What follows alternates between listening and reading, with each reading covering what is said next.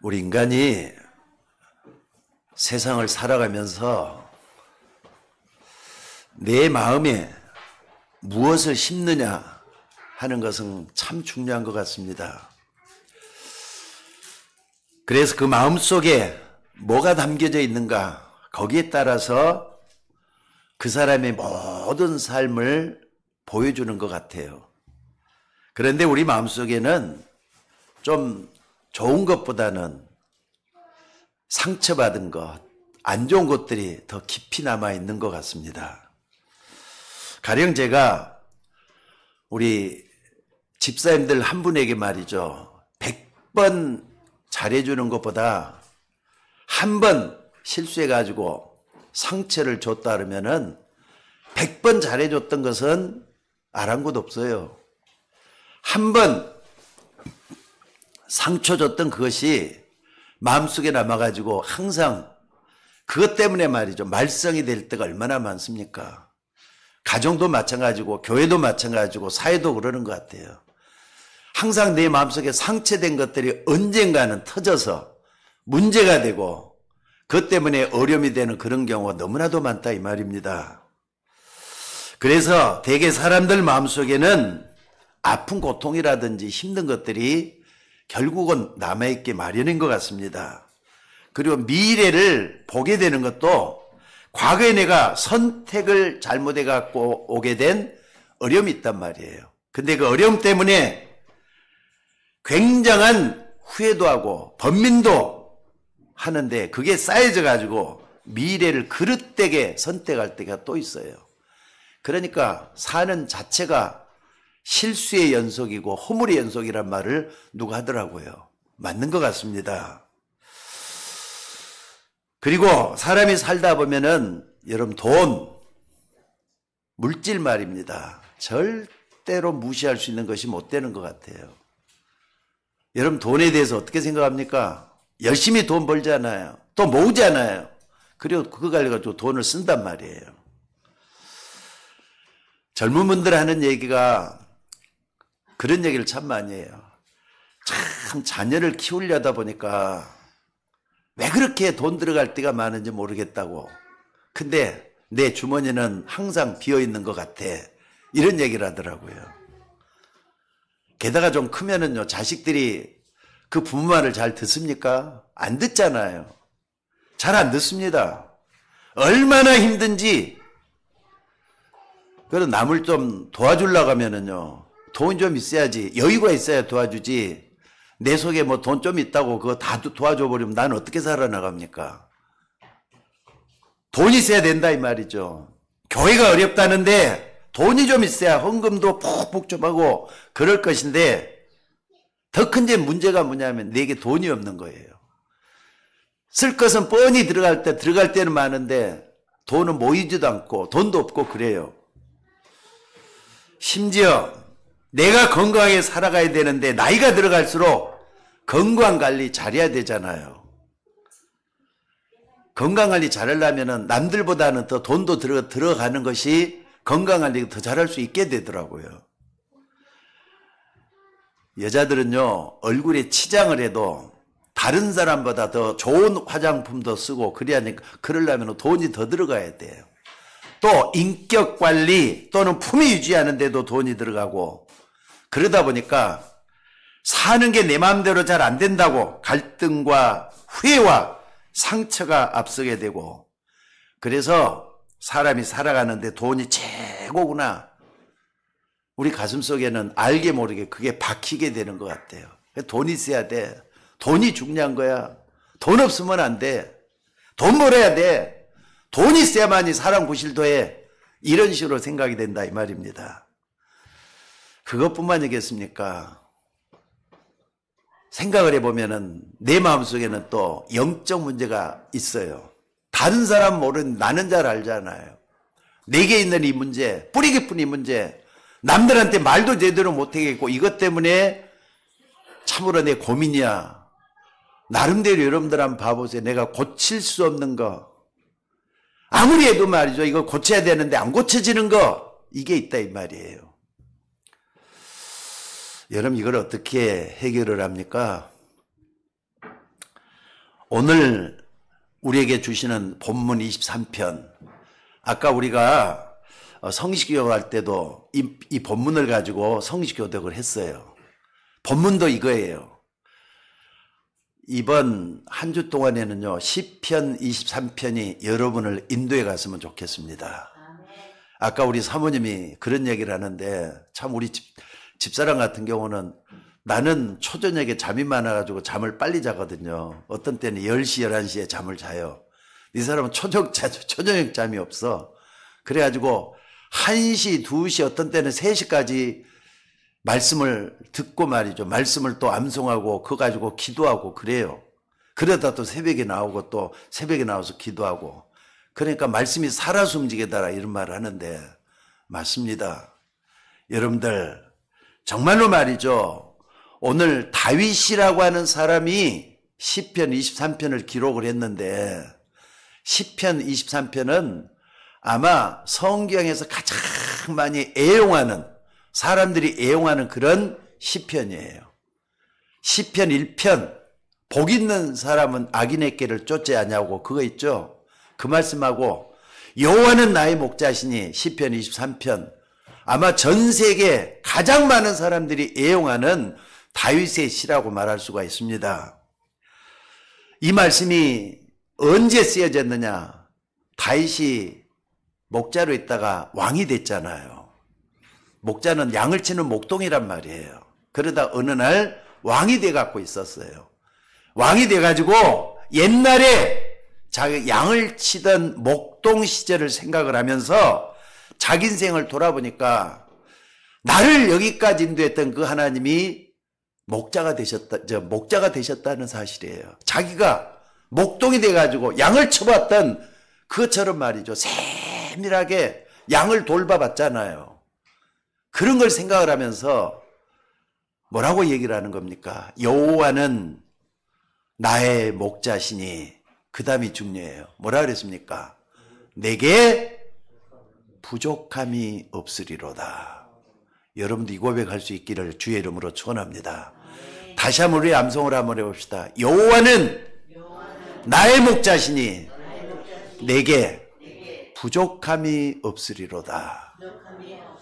다윗은요, 시편이 150편까지 돼가고 있거든요. 근데 시편의 3분의 2를 다윗이 다 썼어요. 참, 이 사람은 요즘 말로 말하면 초등학교도 안 나왔어요. 그런데도 불구하고 그 시 자체가 말이죠. 굉장히 여운이 있어요. 그리고 힘이 있어요. 그리고 사람을 감동해 줄 만한 그런 역사가 일어나. 성령의 감동으로 시편, 그렇게 많은 시편들을 다 썼어요. 여러분들, 다윗이 어릴 때 양을 끌어봤단 말이에요. 목자잖아요, 목자. 목동이란 말이에요. 목동은 양이 어디가 아픈지까지도 살펴요. 또 이 양은 물을 잘 먹는지 또 먹이를 잘 먹는지 이런 것까지 다 살펴가지고 따로 골라낸단 말이에요. 그러니까 양을 또 따로 치료해주고 이런 목동으로서 체험을 다 가지고 있어요. 근데 자기가 이제 왕이 돼가지고, 그러니까 다윗은 왕이 됐을 때까지도 하나님을 잘 믿었던 사람이시고 나중에 실수를 하잖아요. 우리아의 아내 밧세바를 말이죠. 범하는 엄청난 실수도 하고 그래요. 그럼에도 불구하고 나중에 말이죠. 죽을 때는 다윗이 엄청난 믿음의 사람으로 우리에게 기억되고 있습니다. 어느 정도 기억되느냐? 마태복음 1장에도 보니까는요. 다윗의 자손 예수 그리스도의 계보라 하면서 나오잖아요. 신약과 구약이 그러니까 실제적인 인물이에요. 실제적인 믿음의 사람이라 이 말입니다. 그러니까 다윗을 여러분들이 잘 좀 살펴볼 수 있는 믿음의 사람들이 여러분 되시기를 주의 이름으로 축원하십니다. 내 인생 전체를 이끌어 주신 창조주 하나님이시오. 하나님은 내 인생의 목자가 되신다. 이렇게 고백을 하고 있습니다. 이 말씀은 하나님과 나와의 관계를 얘기하는 거예요. 여러분과 제가 지금 어떤 관계에 있습니까? 예수 그리스도를 믿어서 하나님의 자녀가 됐단 말이에요. 아까도 오다가 우리 박상희 권사님하고 이렇게 차에 탄 분들하고한테 그런 얘기를 좀 했는데, 설날에 말이죠, 전혀 모르는 전화를 받았어요. 근데 그 아이가 이제 두 번째 이렇게 전화가 왔는데, 그 학생이죠. 그러니까 이번에 졸업을 했는가 봐요. 근데 집안 환경이 굉장히 좀 안 좋아. 엄마 아빠가 이혼을 했던가 봐요. 그래가지고 새아빠 밑에서 이제 하는데, 용인까지 와가지고 아르바이트를 하는 그런 가운데서 예수를 좀 믿고 싶단다 전화했더니, 용인에서 어떤 목사님이 전화를 그렇게 냉정하게 받았는가 봐요. 그래서 용기를 내가지고 그 밑에 우리 서울 예인교회 김상희 목사가 쓰여져 있는 그걸 보고 전화를 했는가 봐요. 근데 거기서 얼굴도 모르는데 복음을 전했습니다. 영접을 했어요. 어제 또 전화가 왔는데, 어떤 전화가 왔느냐, 아니 목사님, 내가 예수님을 영접을 했는데 예수님 내 안에 계신다는 게 진짜 어떻게 뭔지는 모르지만은 자꾸 이렇게 뭔가 모르게 끌려가는 느낌이 든다, 이렇게 하면서 다시 목사님 그 뭔지 좀 확인 좀 하고 싶다 하면서 전화가 또 왔더라고요. 그래서 이제 얼굴 좀 보여달라고 카톡을 좀 같이 이렇게 좀 공유를 해가지고 보니까 얼굴도 참 이쁘게 생겼더라고요. 근데 세상에 이렇게 방황하는 사람들이 많이 있어요. 그래서 근데 그 굉장히 위험하잖아요. 낯선 사람에게 전화를 해가지고 그 사람에게 자기를 갖다 이렇게 좀 소개를 한다는 게 쉬운 일입니까?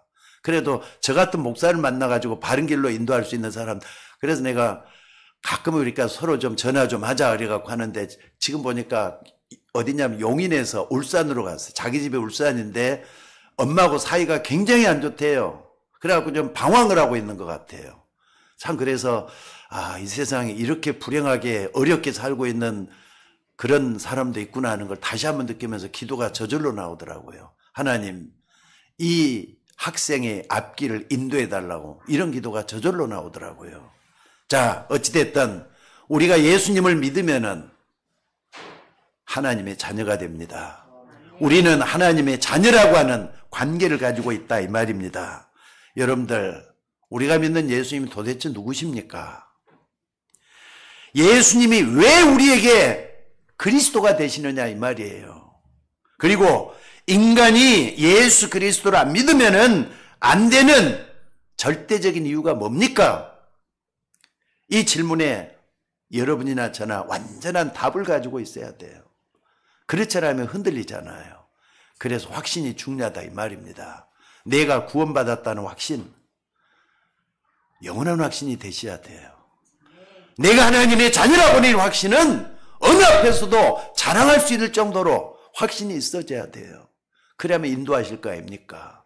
그리고 기도할 때마다 역사하는 걸 체험한단 말이에요.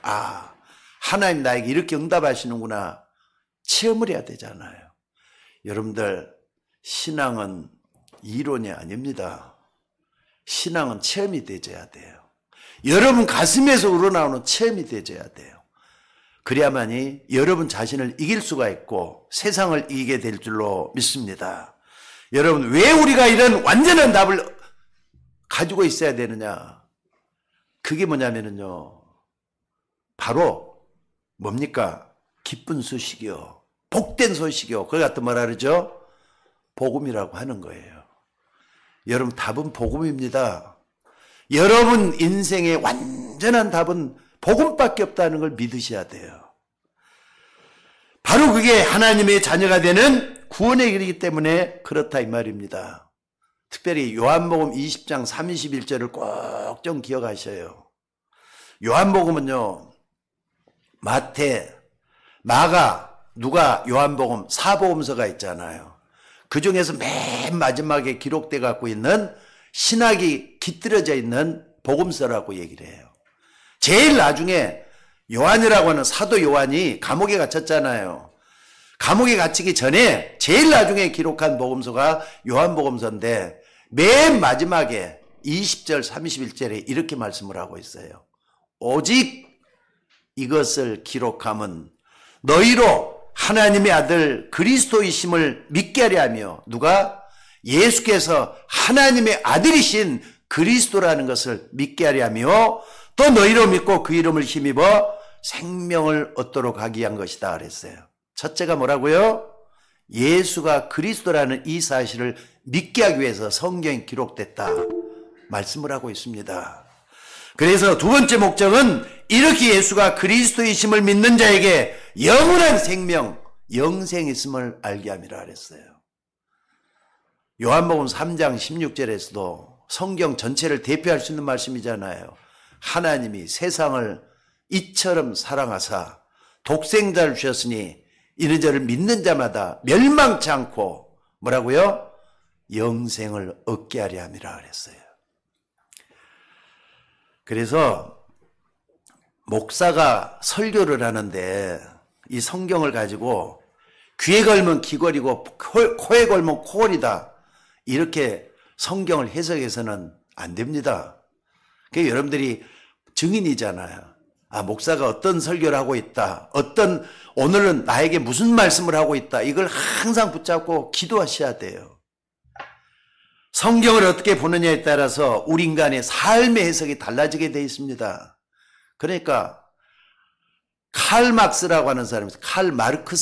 칼 막스라는 사람은 이 성경에서 공산주의 사상을 추출해냈어요. 그리고 저 남미의 쿠티에레즈 같은 사람은 성경을 통해서 해방신학을 만들어냈어요. 또 뿐만 아니라 우리나라의 문희석 교수가 한 사람은 암울한 시대잖아요. 그때 박정희 정권 또 누굽니까? 노태우 그리고 전두환 정권 이때를 지나면서 억눌린 사람들, 그러니까 이런 사람들을 해방시킨다 해서 민중신학을 만들어냈어요. 또 어떤 신학자는 이걸 가지고 여성신학, 정치신학 이런 것까지 만들어냈어요. 근데 제가 그 속에서 신학교에서 공부를 하면서 이런 신학들을 쭉 이렇게 섭렵을 하는 가운데 나름대로 들어보면요 다 일리가 있는 이론들이에요. 그래가지고 이것은 차라리 안 했으면 좋겠다는 말보다는요 일리가 있더라고요. 전부 다 일리가 있는 말들이에요. 성경의 한 흐름을 붙잡고 얘기한 것은 사실이지만은 그러나 우리는 오직 성경 전체에서 흐름을 딱 붙잡으셔야 돼요. 그게 뭐냐? 요한복음 20장 31절. 다시 말해서 사도 요한이 예수님의 제자잖아요. 또 예수님을 섬기고 예수님을 3년 동안 따라다닌 보고 느꼈던 이것을 요약을 해가지고 요한복음 20장 31절에 기록된 거예요. 오직 이것을 기록함은 너희로 예수께서 하나님의 아들 그리스도이심을 믿게 하려며 그 이름을 힘입어 생명을 얻도록 하기 위한 것이다. 그래서 우리는 성경대로 예수가 그리스도인 믿을 수 있는 거 이거 굉장한 축복이라고 생각이 들어요. 다른 거 다 믿고 예수가 그리스도인 믿는 거 이건 아무리 봐도 저는 성령의 역사라고 저는 믿습니다. 그러니까 사람은 누구를 만나느냐가 굉장히 중요합니다. 다윗 같은 사람은요 사무엘 선지자를 만났어요. 말씀이 시기했던 그 시대에 사무엘이 가진 언약적인 한이 다윗에게 전달이 돼가지고 이런 시편 같은 아주 중요한 말씀들이 나오게 됐다고 하는 사실입니다. 마찬가지입니다. 여러분들이 누구를 만나느냐가 전부예요. 여러분 우리는 예수 그리스도를 만남으로 하나님의 자녀가 된 줄로 믿습니다. 여러분 도대체 예수님이 누굽니까? 여러분이 믿는 예수님은 누굽니까? 내 자신이 여기서 정체성을 찾아내야 된다 이 말입니다. 특별히 불신자 상태 6가지 있잖아요. 그거 우리가 사는 동안에 세상에 어떤 일이 일어나는지 근본적으로 밝혀주고 있는 게 불신자 상태예요. 게다가 불신자가 하나님을 모르고 하나님을 못 만나고 그러면서 어떻게 살다가 어디로 가는지 밝혀주는 게 불신자 상태 6가지예요. 게다가 말이죠. 구원의 길을 쭉 좀 성경적으로 살펴보면은 예수님이 나에게 어떤 존재고 어떤 일을 하셨고 우리는 그분을 어떻게 믿는다. 잘 우리에게 보여주고 있잖아요. 가장 중요한 뭡니까? 요한복음 14장 6절에 보니까 내가 곧 길이요 진리요 생명이니 나로 말미암지 않고는 아버지께로 올 자가 없다 그랬잖아요. 우리는 예수 그리스도를 통해서 하나님께로 가게 되는 줄로 믿습니다. 또 뿐만 아니라 내게 있는 문제, 죄 문제, 이것을 해결할 수 있는 길이 제사장으로 신 예수 그리스도잖아요. 또 뿐만 아니라 어두움들, 흑암들 어떻게 이깁니까? 하나님의 아들이 오신 것은 마귀를 멸하기위해서 왔다. 이게 그리스도잖아요. 우리는 예수 그리스도를 믿고 오늘 또 힘을 얻고 세상을 정보 행사할 수 있는 우리가 되셔야 될 줄로 믿습니다.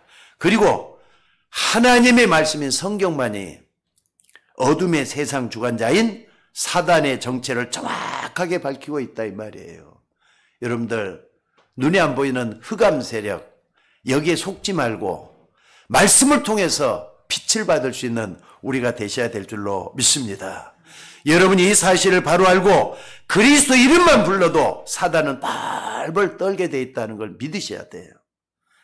여기서 우리는 복음의 당위성, 복음의 필연성, 복음의 절대성이 다 나온다 이 말이에요. 오늘 시편 23편에 고백을 한 다윗은 이 비밀을 가지고 있었다고 저는 믿습니다. 한마디로 말하자면 다윗은 뭐라고 표현했냐? 그 하나님을 갖다가 여호와는 나의 목자시니 그래서 내가 부족함이 없다 이렇게 말씀을 하고 있다 이 말입니다. 목자는요 결코 양을 잃어버릴 수가 없습니다. 잃어버렸다 할지라도 그 한 마리 양을 찾기 위해서 온 벌판을 다 찾아 헤매는 게 목자예요. 예수님은 목자의 심령으로 우리를 사랑하시고 붙잡고 있다는 걸 믿으시기 바랍니다. 하나님의 사랑에 여러분을 결코 끊을 자가 없다 이 말이에요. 그래서 하나님이 세상을 뭐라고요? 이처럼 사랑하사 독생자를 주셨다 그랬어요. 이처럼이란 말은요. 자기 아들을 죽게 내버려 둘 정도로 우리를 사랑하셨다 이 말이에요. 그 사랑이 여러분을 그 어떤 것에도 끊을 수 없다는 걸 믿으시기 바랍니다. 그래서 여호와는 우리의 목자가 되시고 예수님은 우리의 그리스도가 되셔요. 그리고 우리 주님은 지금도 성령으로 함께 거하고 계시는 줄로 믿습니다. 그러니까 하나님의 자녀에게는요 성령이 함께 계셔요. 믿습니까? 내가 가면 또 다른 보혜사를 너에게 주사 너희와 영원토록 함께 있게 하신다 그랬어요. 그게 하나님 자녀입니다. 하나님 자녀는 혼자가 아니에요. 하나님이 함께하는 사람이 하나님 자녀예요. 믿거나 말거나 하나님이 여러분과 함께 하시는 것을 믿으시기 바랍니다. 그 성령은 이에 내 속에 계실 뿐만 아니라 여러분의 가는 모든 길을 다 인도하셔요. 그래서 여호와는 나의 목자시니 그런 거예요. 여러분들 나는 연약하기 때문에 나의 하나님이 나를 완벽하게 보호하고 계신다는 걸 믿으시기 바랍니다. 그래서 뭐라 그랬냐? 자, 2절, 3절 다 같이 다시 한번 봐보세요. 2절, 3절. 그가 나를 푸른 풀밭에 눕게 하시고 쉴만한 물가로 인도하신다.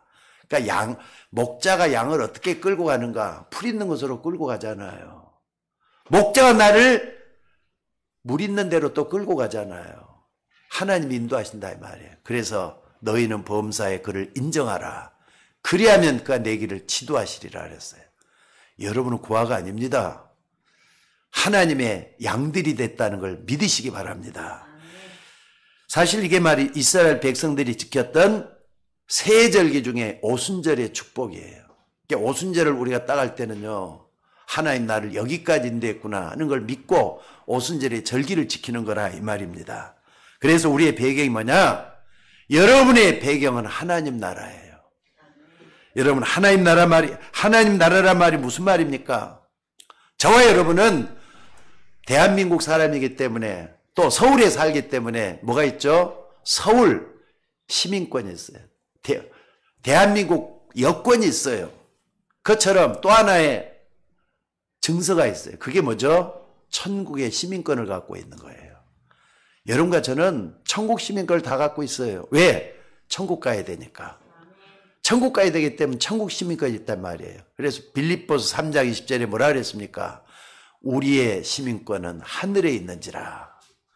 여러분 그걸 믿습니까? 하나님 자녀에게는 천국 갈 수 있는 시민권이 주어져 있는 거예요. 바울은 로마 신권을 가지고 있었는데 그것보다 더 귀한 게 뭐냐? 나는 천국 시민권을 가지고 있다. 이렇게 직접 얘기했잖아요. 오직 우리의 시민권은 하늘에 있는지라. 하나님이 우리의 배경이 되신다 이 말이에요. 그러니까 여러분 백그라운드가 뭐냐? 하나님이셔요. 믿습니까? 그러니까 여러분들이 어려움을 당할 때 어떻게 하느냐? 때로는 말이죠. 우리가 어려움을 당할 때는 나도 모르게 하늘을 좀 쳐다볼 때가 있잖아요. 멍한 하늘을 쳐다봐요. 난감할 때 하늘을 쳐다보잖아요. 도움이 청할 곳이 어딜까? 내가 이 어려움을 해결할 게 어딜까? 이렇게 쳐다보는데 다윗은 어떻게 했느냐? 시편 121편 2절 보니까 내가 산을 향하여 눈을 들리라. 나의 도움이 어디서 올꼬? 나의 도움이 천지를 지으신 여호와에게서로다. 자기의 배경이 하나님이라는 걸 고백하고 있는 겁니다. 하나님은 여러분 가는 길에 하늘의 천궁 천사를 파송해서 지금도 보호하시고 기도에 응답하시고 지금도 여러분과 동행을 하고 있다는 걸 믿으시기 바랍니다. 그러니까 위기치한 엘리사가 말이죠. 어려움을 당했을 때는 하늘에 불말과 불병거를 보내가지고 말이죠. 엘리사를 지키고 성을 완전히 꽉 에워쌌다 그랬어요. 그러니까 엘리사의 종이 큰일 났다고. 저 아람 군대가 우리를 쳐들어오는데 밑에서 꽉 차갖고 온다 이랬어요.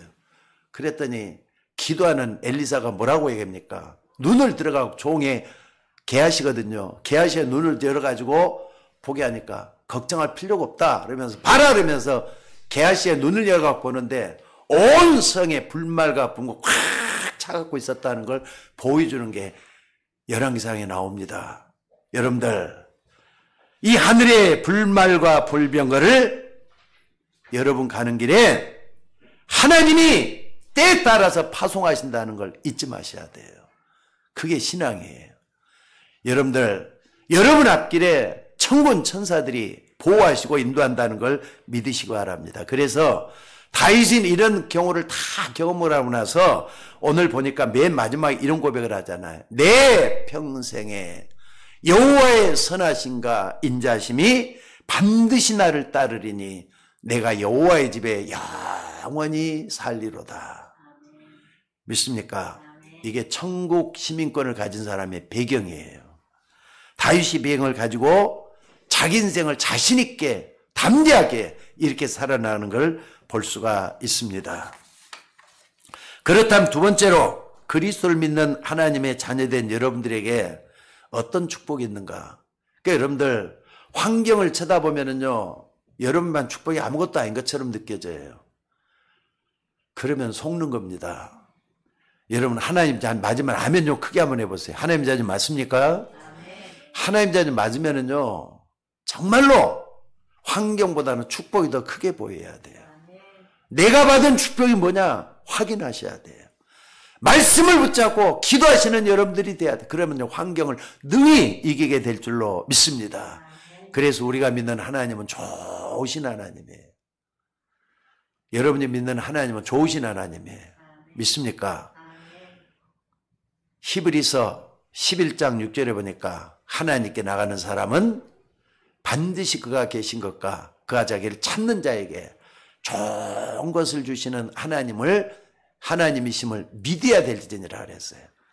여러분 우리의 하나님은 좋으신 하나님이신 걸 믿으시기 바랍니다. 우리가 무능력하고 힘들고 왜 그렇게 한계가 많은지 환경을 쳐다보면 아무것도 못할 것 같아요. 우리가 할 수 없는 것이 너무 많다 이 말입니다. 또 우리는 행복을 찾으려고 막 일을 쓰고 찾아요. 비교를 해요. 아니 저 사람은 저렇게 행복한 나는 왜 이러지? 나는 왜 이렇게 없는 것이 많지? 그래서 어떻게 하면 불안하기도 하고 너무 어렵기도 하고. 그러나 하나님은 때를 따라 돕는 은혜를 얻기 위해서 우리로 하여금 좋은 것을 더해주고 힘을 더해주시는 그 하나님이 우리의 목자가 되신다 이 말이에요. 그래서 이걸 생각해 보면요 나도 모르게 내 마음속에 평안이 오고 기쁨이 오는 걸 볼 수가 있어요. 어제 그 19살 된 그 학생이 말이죠. 아르바이트를 하는 그런 어려운 가운데 있으면서 제가 쭉 복음을 전해주시고 전해주고 하나님 자녀를 확신이 오니까 이 학생이 하는 말이 목사님 말씀을 듣고 있으면 내 마음이 왜 이렇게 편안한지 모르겠어요. 그러더라고요. 분명히 내가 볼 때는 하나님 택한 자녀가 맞는 것 같아요. 여러분들 말씀을 들을 때 평안이 온다는 자체만 해도 하나님 자녀의 축복을 누리고 있는 것인 줄 믿습니다. 너희는 범사의 그를 인정하라. 그래야만 내 길을 지도하시리라 그랬어요. 성령으로 함께 하시면서 우리를 인도하시고 역사하고 있다는 걸 믿으시기 바랍니다. 오늘 우리가 예배드리면서도 언약으로 꼭 붙잡아야 될 게 그래서 5절이에요. 이게 5절에 뭐라 그랬습니까? 시편 23편 5절 주께서 내 원수의 목전에서 상을 차려주시고 기름을 내 머리에 부으셨으니 내 잔이 넘치나이다. 여러분 다윗의 원수가 누굽니까? 여러분의 진짜 원수가 누굽니까? 옆에 있는 나를 괴롭게 만든 사람이 원수입니까? 아니 옆에 있는 아내가 아니 남편이 원수입니까? 그 이전에 우리가 해야 될 영적인 적이 있다는 걸 잊지 마셔야 돼요. 에베소 6장 12절에 보니까 우리의 씨름은 혈과의 괴를 상대하는 것이 아니요 정사와 권세와 어둠의 세상 주관자들과 하늘의 악의 영들이라 그랬어요. 그러니까 신앙생활이 뭐냐면요 영적인 싸움이에요. 영적 전쟁이에요. 여러분 신앙생활은 가만히 있으면은 어느 날 보니까는 자꾸 흘러내려가지고 탕류 속에 휘몰아가 버려요. 그러면은 지는 거잖아요. 그러면은 망하는 거잖아요. 그러면 안 되는 거잖아요. 왜 신앙생활이 안 되느냐? 가만히 있으니까 안 되는 거예요. 아니 여러분 봐보세요. 강물이 흘러갑니다. 강물은 또 흘러가요. 근데 그 속에 나를 띄워놨다고 생각해 봐요. 그러면은 거기에 나라고 하는 배가 지금 떠내려가고 있단 말이에요. 그게 신앙생활 아니에요. 가만히 두는 것은 나를 망치는 거예요. 근데 어떻게 하느냐?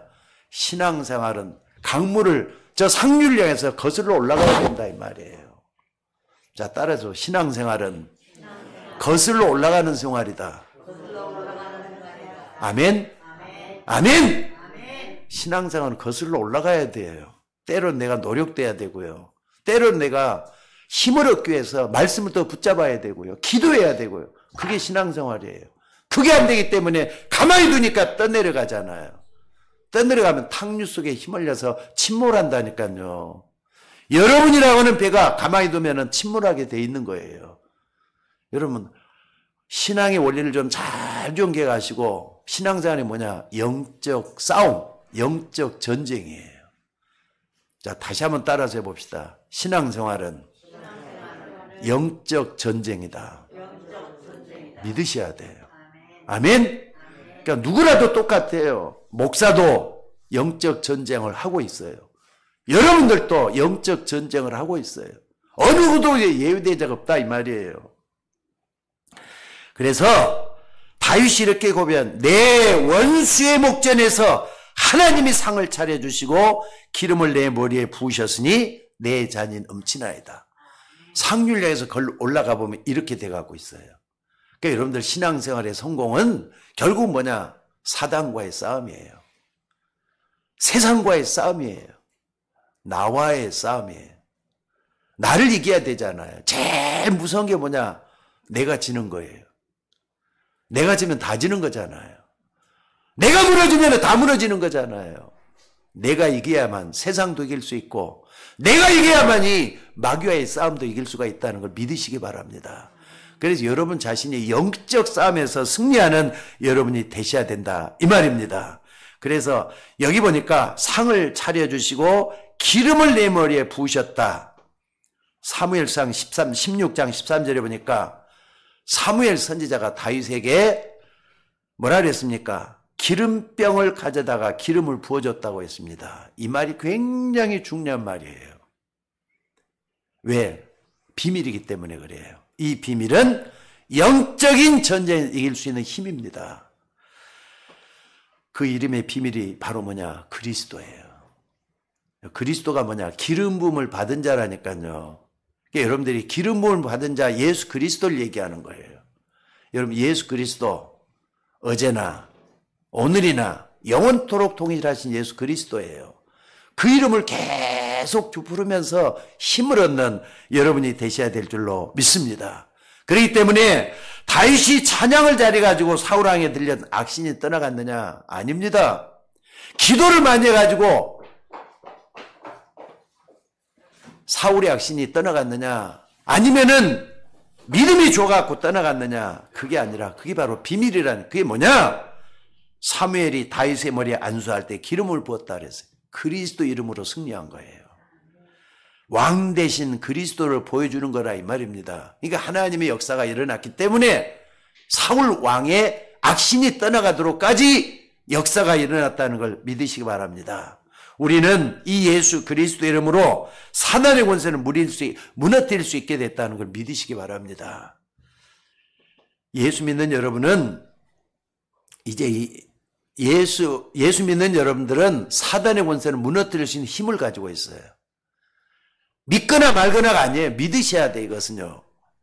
그리스도 안에서 기도를 통해서 우리가 힘을 얻어야 된다 이 말입니다. 그래서 우리는 그리스도의 힘으로 공중 권세 잡은 자를 깨뜨리고 영력도 없고 지력도 없고 체력도 없고 경제력도 없고 인력도 없는 우리 모두가 되셔야 될 줄로 믿습니다.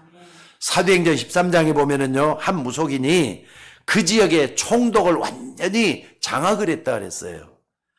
여러분, 무당, 진짜 무당 여러분 만나봤습니까? 무당 나는 300명 가까이 만나봤다고 몇 번씩 얘기했습니다. 근데 진짜 무당 나 많이 안 만나봤어요. 300명만 다 가짜가 많아요. 3분의 2가 다 가짜예요. 아니, 지금 내가 딱 꼽으라면요, 지금도 머릿속에 딱 남아있는 게 한 10사람 정도가 남아있는 것 같아요. 근데 그런 무당은요, 나를 꿰뚫어 보고 있더라고요. 내가 누구랑까지 다 알고 있더라고요. 여러분들, 무당은 이처럼 진짜 무당 귀신 들린 사람 맞잖아요. 근데 이게 바로 귀신의 능력이라니까요. 이게 진짜 있어요. 그래서 이것을 꺾은 사람이 복음 가지고 전도하기를 하는 기도의 사람 바울이 이걸 꺾어냈잖아요. 그래서 악령이라고 무섭게 지탄하면서 사단의 운세를 깨뜨렸더니 귀신이 떠나가는 역사가 일어났다, 이렇게 했습니다. 여러분들, 작지만 기도를 통해서 흑암 세력을 깨뜨릴 수가 있는 힘이 여러분에게 주어져 있습니다. 어떤 힘을 소유해야 되겠습니까? 영적인 전쟁에 이길 힘을 소유해야 돼. 그게 뭐냐? 그리스도 이름이에요. 여러분, 그리스도 알잖아요. 예수님이 그리스도랑 알잖아요. 그 이름으로 기도해서 힘을 얻을 수 있는 여러분들 되셔야 될 줄로 믿습니다.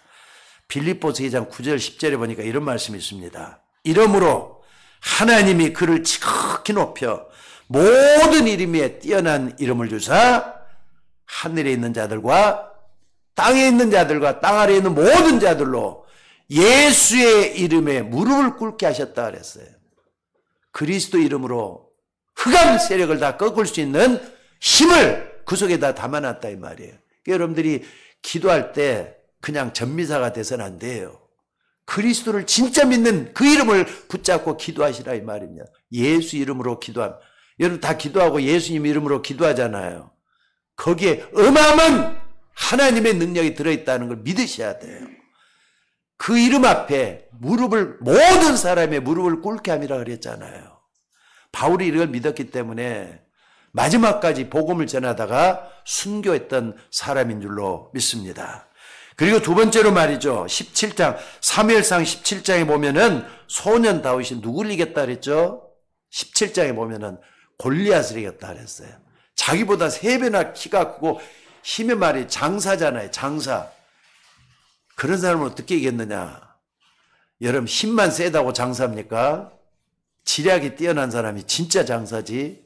돌팔매 하나 가지고 말이죠, 골리앗의 급소를 정통으로 깨뜨려 버렸어요. 그러니까 골리앗이 그 자리에서 즉사를 하잖아요. 아니, 여러분들, 힘 있는 사람을 어떻게 같은 힘으로 이길 수가 있겠어요? 그 사람이 역이응을 해가지고 돌을 던졌는데, 돌팔매를 던졌는데 그게 골리앗의 머리를 완전히 깨가지고 말이죠, 그 자리에서 즉살시켜버렸다니까. 오늘 여러분들, 다윗은 이걸 이렇게 얘기를 해요. 그걸 자기를 보면서 말이죠, 내가 사망의 음침한 골짜기를 다닐지라도 해를 두려워하지 않을 것은 주께서 나와 함께 하심이라. 주의 지팡이와 막대기가 나를 안위하시나이다. 지팡이는요, 뭡니까? 지팡이는 길을 인도할 때 쓰는 거예요. 막대기는 뭡니까? 싸울 때 쓰는 거예요. 인도할 때도 싸울 때도 하나님이 함께 하시는 것 자체가 나를 인도하고 또 싸움에서 이기게 만들어준다. 그런 고백인 줄로 믿습니다. 다윗은 이처럼 확실한 믿음을 가지고 있었던 것입니다. 여러분들 성령 충만 받기 위해서 진짜 기도하는 여러분들 되시기를 바랍니다. 성령 충만이 뭐냐? 그리스도로 충만해지는 거예요. 영적인 힘에 충만해지는 걸 얘기해요. 여러분들이 기도의 힘을 여러분들이 축적하는 걸 성령 충만이라 그래요. 하나님의 은혜로 새롭게 일어나는 여러분들 되시기를 주의 이름으로 축원합니다. 그래서 여러분들 하나님 나를 이길 수 있도록 힘을 더해달라고, 내 가정이 그리스도로 인하여 화목하고 능력 있는 그런 집안 되게 해달라고, 약한 우리 교회가 우리의 능력이 아니라 하나님의 능력으로 강한 교회가 되게 해달라고 기도하는 여러분들이 되셔야 될 줄로 믿습니다. 그래서 세 번째는 뭐냐? 세상 사람들을 살리는 힘이에요. 저와 여러분은 복음을 가지고 있기 때문에 고통당하고 죽어가는 사람들을 위해서 기도해서 살려내는, 또 여러분들이 말이죠, 손끝을 가지고 살려내는 여러분들이 되셔야 될 줄로 믿습니다. 다윗은요, 평생을 따라다니면서 인생의 반 이상 쫓겨다녔잖아요. 근데 자기를 죽이려고 했던 사람은 뭐냐? 사울 왕이었어요. 근데 사울 왕을 죽일 수 있는 기회가 있음에도 불구하고 사울 왕을 살려냈다니까요. 심지어 이걸 비웃었던 사람이 누구냐면 신하 시므이였어요. 아니, 지도자가 말이죠, 마음대로 하는데 부하가 마음대로 하면 손가락질하고 있어요. 그러면은 그 시므이를 갖다 죽여야 되거든요. 근데도 시므이를 살려냈던 사람이 다윗이었습니다. 그래서 다윗은 지금도 많은 사람을 살리고 있어요. 시편 23편 중에 얼마나 많은 사람들이 살아났는지 몰라요. 복음 가진 사람의 모습이 이래야 될 줄로 믿습니다. 바로 이게 뭐냐? 하나님 주신 지혜잖아요. 그러니까 여러분들 힘만 세다고 좋은 게 아니라 지혜로운 사람 되셔야 될 줄로 믿습니다. 안 그렇습니까, 여러분들? 그래서 힘이 있고 지혜가 넘치고 능력 있는 사람은 여유로울 수밖에 없는 것 같아요. 왜? 힘이 있으니까. 여러분들 5가지의 힘, 이거 붙잡고 한번 정말 기도하시기 바랍니다. 하나님과 함께하는 영역, 또 세상을 이기고 넘어설 수 있는 지혜, 또 뿐만 아니라 내가 건강하게 살잖아요. 이런 체력, 그리고 경제의 힘, 그리고 뭡니까? 사람을 끌 수 있는 인력, 이런 것들이 여러분 속에 넘쳐나야 된다 이 말입니다. 체력을 보면은요, 갑자기 우리에게도 질병이 찾아올 수가 있어요. 어느 날 갑자기 병이 찾아가지고 잘못되는 사람들 얼마나 많은지 몰라요. 저희 어머님 같은 경우도 아버님 소천하시고 난 다음에 그렇게 건강했던 분이 갑자기 말이죠, 그냥 쓰러지시더라고요. 그러더니 병원에 누워 계시는 이제 거의 7년 됐어요. 7년 동안에 질병으로 인해서 결국은 마지막에는 가셨잖아요. 어느 날 갑자기예요. 여러분들 너무 자신 있게 보지 마세요. 어느 날 갑자기 질병도 찾아옵니다. 다윗에게도 그런 일이 있었어요. 그래서 시편 30편 2절 3절에 보니까 여호와 내 하나님이여 내가 주께 부르짖음에 나를 고치셨나이다. 하나님께 기도해서 응답받았다는 말이잖아요. 기도해서 정말 하나님의 능력을 믿고 기도해서 여러분의 질병도 고침을 받아야 돼요. 여호와의 주께서 내 영혼을 수월에서 끌어내어 나를 살리사 무덤으로 내려가지 아니하게 하셨나이다. 시편 41편 4절에서도 내가 말하기를 여호와여 내게 은혜를 베푸소서 내가 주께 범죄하였사오니 나를 고치소서. 아마 이건 자기가 말이죠, 잘못해가지고 죄를 지었던 거 봐요. 근데 그 죄가 아무래도 밧세바를 범해가지고 죄를 지었단 말이에요. 근데 선지자가 와서 그걸 지적을 하니까 그냥 꼬꾸라져가지고 내가 잘못했습니다 할 때 하나님 고쳐주셨다, 이런 얘기를 하고 있어요. 자, 오늘 여러분들 질병이나 문제가 있을 때, 어려움이 있을 때 하나님은 여러분을 고치시는 하나님이에요. 치료하시는 하나님이에요. 치유하시는 하나님 걸 믿으시고 바라 힘을 얻는 여러분들이 되시기를 주의 이름으로 축원합니다. 사람들이 옆에 와서 아무리 위로를 해도요, 그것은 순간적으로 좀 위안을 받고 그 정도뿐이에요. 근데 하나님이 도와주시면은 영원한 축복소로 들어가는 걸 믿으시기 바랍니다. 그래서 참된 힘은 하나님의 언약의 말씀에서 나오는 거예요. 말씀을 붙잡고 힘을 얻는 여러분이 되셔야 될 줄로 믿습니다. 그래서 우리가 말씀을 붙잡고 좀 기도하는 이유도 여기에 있습니다. 오늘 여러분들이 힘있고 건강하고 또 능력이 있으면 자연스럽게 사람들이 따르게 돼요. 또 뿐만 아니라 그 사람들 중심으로 하나님의 역사가 일어나요. 그래서 여러분들 때문에 많은 사람이 하나님 믿게 되잖아요. 그걸 갖다 인력이라 그래요. 그렇잖아요. 사람들을 끌고 모을 수 있는 힘이 생긴다 이 말이에요. 아니 평생에 나는 사람만 따라다닌다. 그런 사람 되지 말고 나 때문에 사람들이 하나님께로 인도받는다면은 그 사람이 축복받는 사람 아니에요? 그런 사람 될 수 있기를 주의 이름으로 축원합니다. 그래서 우리가 구원받은 하나님의 자녀라면은 이렇게 기도 속에서 그리스도 안에서 하나님 주시는 힘을 날마다 확인하는 여러분들 되시기를 주의 이름으로 축원합니다. 영적 전쟁에서 이길 수 있는 힘, 세상을 살릴 수 있는 힘, 사람을 살릴 수 있는 힘, 질병을 이길 육체의 힘, 경제의 힘, 그리고 인력, 이런 것들이 우리 속에 일어나야 될 줄로 믿습니다. 정신병자들의 특징이 뭔 줄 아세요? 많은 걸 얘기할 수 있을 거예요. 근데 정신병 환자들의 특징이 뭐냐면요, 감사가 없어요.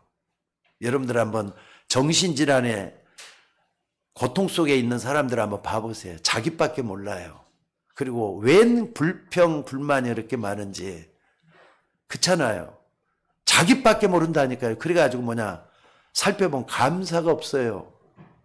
그러니까 여러분들이 어떤 모양이 되든지 하나님의 말씀에 힘을 입고 은혜 받으셔야 된다 이 말이에요. 그러면은 내 영혼이 바뀌어져요. 내 마음 생각도 바뀌어져요. 그래서 여러분들이 뭐 하느냐, 감사와 행복으로 바뀌어버리면은 하나님의 역사는 그때부터 시작된다는 걸 믿으시기 바랍니다. 그래서 아무것도 염려하지 말고 오직 모든 일에 기도와 간구로 너희 구할 것을 감사함으로 하나님께 아뢰라. 그래야 지각에 뛰어나신 하나님의 평강이 너희 마음과 생각을 지킨다 그랬어요. 여러분들, 염려라는 것은요, 불신앙에 속하는 겁니다. 염려하지 마시기를 바랍니다. 진짜 믿음의 사람이라면 오직 여호와 하나님만 바라보는 믿음이 있으셔야 된다 이 말입니다. 그래서 염려가 있으면은 염려거리 찾아보셔요. 내가 지금 뭘 염려하고 있는가? 염려거리를 기도 제목으로 바꾸면 돼요. 그게 하나님의 사람인 줄로 믿습니다. 감사함으로 하나님께 아뢰라는 말은 염려와 불평 속에서 감사할 조건들을 찾아내라는 말이에요. 아까 그랬죠. 찾아내야 된다고. 거슬러 올라가야 된다고. 찾아내셔야 돼요. 그대로 놔두면은 여러분들이 자꾸 탕류 속으로 흘러간다 그랬잖아요. 그러면 모든 지각에 뛰어나신 하나님의 평강이 그리스도 예수 안에서 내 마음과 생각을 지킨다 그랬어요. 마음은 내 자신을 괴롭히고 내 자신이 괴롭다는 것을 그리스도께서 지금도 말씀으로 날 딱 붙잡고 있다 이 말이에요. 그리스도가 말씀으로 날 붙잡고 있다니까요. 그래서 바울은 모든 지각에 뛰어나신 하나님의 평강이라 그랬어요. 그러면은 사람을 살릴 수밖에 없어요. 첫째는 본인도 살고 남도 살릴 수 있는 사람이 된다 이 말입니다. 자, 결론을 말씀을 드리겠습니다. 내일부터 또 일주일이 시작이 돼요. 6일 동안 그리스도 안에서 염려, 의심 다 떨쳐버리고 여러분 지금 안 좋은 환경, 안 좋은 그런 고통 속에서도 뭘 찾아내야 되겠어요? 감사를 찾아내시기를 주의 이름으로 축원합니다. 하나님은 반드시 역사하게 될 줄로 믿습니다. 여러분 속에 있는 염려를 다 버리고 정말 나에게 감사할 내용들을 한번 찾아서 정리 한번 해보시라고요. 그러면 한 가지가 먼저 여러분 마음속에 항상 붙잡고 있어야 될 게 있어요. 여호와는 나의 목자시니 내가 부족함이 없으리로다. 이게 여러분 마음속에 남아있어야 돼요. 항상 이 말씀에 붙들고 있어야 돼요. 하나님은 지금도 여러분을 인도하고 계심을 저는 믿습니다. 지금까지 여러분이 인생 살아오면서 하나님이 나에게 해주신 건 뭔가를 좀 생각해 봐요. 제일 중요한 게 뭔지 아세요? 내가 지금까지 살아있다는 거예요. 안 그렇습니까? 만약에 내가 필요 없으면 하나님 날 불러갔을 거라고요. 맞으면 아멘 하세요. 지금 여러분이 살아있는 자체가 축복이에요. 필요 없으면 하나님 다 불러가잖아요. 맞습니까? 여러분의 인생 생사화복은 하나님이 붙잡고 있다 이 말이에요. 그렇다면 내일 일을 자랑하지 말라. 하루 동안에 무슨 일이 날는지 너희가 알지 못한다 그랬어요. 그 하나님이 여러분을 인도하고 있다는 걸 믿으시기 바랍니다. 여러분 우리의 환경은 너무 많이 어렵고 힘들고 고통스럽기도 합니다. 그래서 질병도 찾아들고 경제적인 고통도 찾아들고 자녀들 문제로 인하여 힘들기도 하고 많은 것들이 나를 어둠 속으로 몰아갈 때가 있어요. 그렇다 할지라도 오늘 또 하나님은 저와 여러분의 목자가 되셔서 지금도 함께 하시고 인도하시는 것을 믿으시기 바랍니다. 6일 동안 오직 내가 믿는 나의 하나님만 한번 생각해 보시라고요. 그러니까 여러분 한 주 동안 이것만 한번 좀 생각해 봐요. 하나님 나를 풍성하게 하신다. 나는 하나님으로 풍성할 것이다. 내 속에 하나님 살아서 역사하신다. 이거 믿고 기도하는 여러분들 되시기를 바랍니다. 하나님께 나가는 사람은 반드시 그가 계신 것과 그가 자기를 찾는 자에게 좋은 것, 상 주시는 이심을 믿어야 할지니라 그랬어요. 이 믿음으로 한 주 동안 승리하는 여러분들 되시기를 주의 이름으로 축원합니다. 여호와는 나의 목자시니 내가 부족함이 없으리로다. 기도하겠습니다. 하나님 은혜를 감사합니다. 오늘 또 귀한 말씀 주셔서 하나님은 나의 목자가 되신 것을 오늘 또 고백하는 다윗과 똑같은 신앙을 우리에게도 허락하여 주옵소서. 오늘 또 세상을 살아나가지만은 하나님은 나의 주인이 되어주시고 나를 인도하시며 지금도 역사하심을 믿습니다. 불말과 불병거를 동원해서 우리를 지켜주시고 인도하여 주옵소서. 범사의 그를 인정하게 하셔서 우리에게를 지도하시는 하나님을 찬양하게 하옵소서. 아프고 고통스럽고 힘들지만은 하나님 믿고 나가는 주의 종들에게 성령의 능력으로 강건케 하시고 붙잡아 주시고 인도하여 주시옵소서. 감사드려 우리를 구원하신 예수님의 이름으로 기도드리옵나이다. 아멘.